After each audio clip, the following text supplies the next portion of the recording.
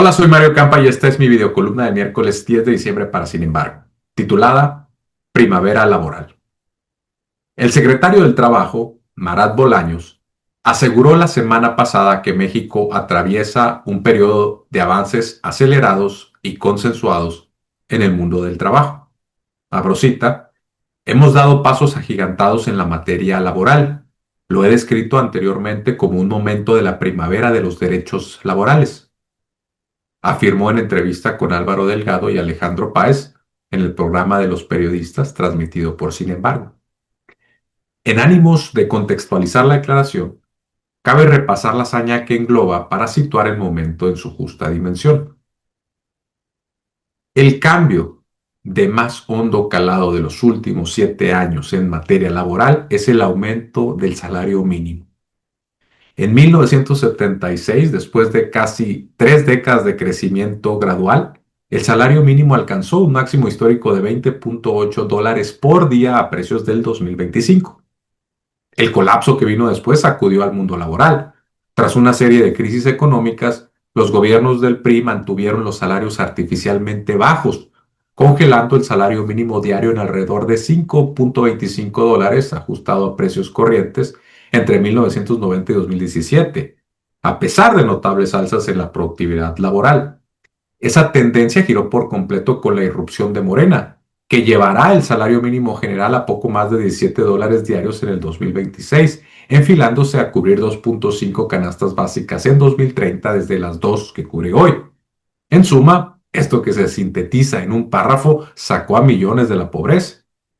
Por orden de importancia, el segundo viraje profundo es la recién aprobada reducción de la semana laboral de 48 a 40 horas de manera gradual, a ritmo de 2 horas semanales menos a partir del 2027. Replicando la receta del salario mínimo, el gobierno emanado de Morena optó por la cautela para saldar un adeudo histórico. Ciertamente una concesión fue el aumento de 9 a 12 horas en retribución doble por horas extra trabajadas de forma voluntaria. Sin embargo, en relación a las 8 horas de retribución ordinaria ganadas, los trabajadores salen como ganadores absolutos de la negociación. En la práctica, un empleado promedio comenzará a ver disminuida su jornada sabatina unas cuantas horas cada año hasta eliminarla por completo, o bien mantenerla con mucho mayor compensación. Por hora trabajada, la nueva ley equivale a un sustancial aumento salarial que irá dimensionándose hacia finales del sexenio. Pero la lista de reformas no termina allí. La Ley Federal del Trabajo fue modificada en 2019 para garantizar la democracia sindical y un nuevo sistema de justicia laboral.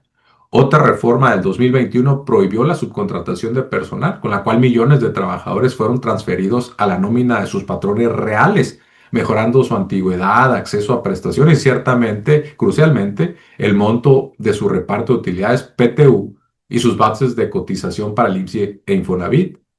Una ley aprobada en el 2023 elevó el mínimo de días de vacaciones pagadas de 6 a 12 días laborables en el primer año de servicio, con lo que México abandonó el sótano mundial.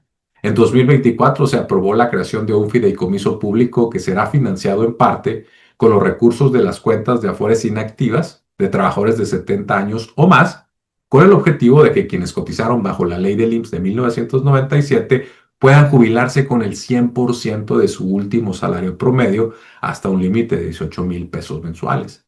Por último, una ley reconoce desde junio a los repartidores y conductores de plataformas digitales como trabajadores con derechos laborales. En suma, México promedia un gran cambio laboral al año. El comparativo histórico de hace casi un siglo ayuda para sondar el calado transformista. La primera primavera laboral del presidente Lázaro Cárdenas sentó las bases del modelo moderno en el país. En este sexenio, el gobierno impulsó una política salarial de crecimiento real para compensar la depresión económica de los años 30. Emergió el derecho de huelga, el arbitraje estatal y la nacionalización de industrias en favor de los trabajadores. También nació la Confederación de Trabajadores de México, CTM, en 1936, bajo el liderazgo de Vicente Lombardo Toledano. Por último, el programa de reforma agraria entregó 20 millones de hectáreas a los campesinos, principalmente bajo la figura del ejido, y organizó a la Confederación Nacional Campesina, CNC. Como denominador común en esta primera primavera laboral, los sindicatos jugaron un rol más activo, sin por ello restar méritos a la vigente ola de reformas.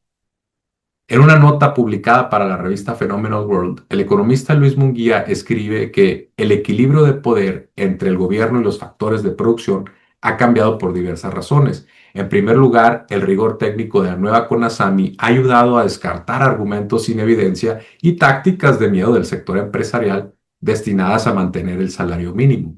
En segundo lugar, la clase trabajadora y los sindicatos han cobrado un impulso significativo y la agenda laboral avanza a pasos agigantados.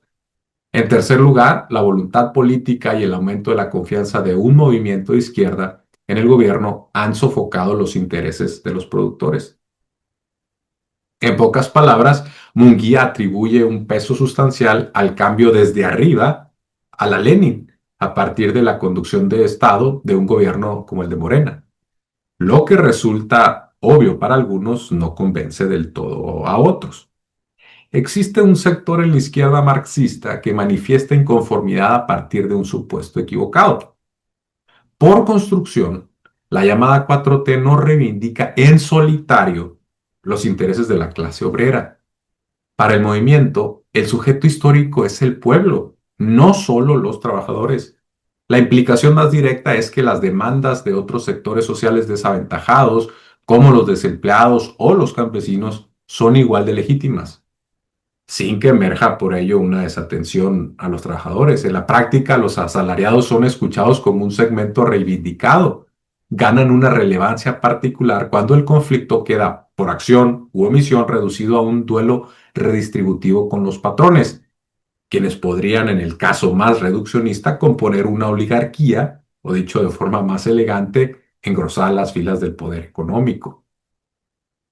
Para muchos pueblos y muchas civilizaciones, la primavera simboliza el renacimiento y el despertar, el tiempo de la siembra, la esperanza y los nuevos comienzos, donde la energía reprimida del invierno retoma vitalidad. A la primavera le sigue el verano, estación de plenitud y expansión, donde la vida alcanza el auge. Tras un cúmulo de conquistas laborales innegables, el reto para los gobiernos de Morena es que la entrada de una nueva estación permita que los trabajadores cosechen con abundancia lo sembrado. Solo la máxima luz del verano, periodo de crecimiento y acción, permitirá una defensa desde abajo, con trincheras bien cavadas para hacer frente al cambio de temporada.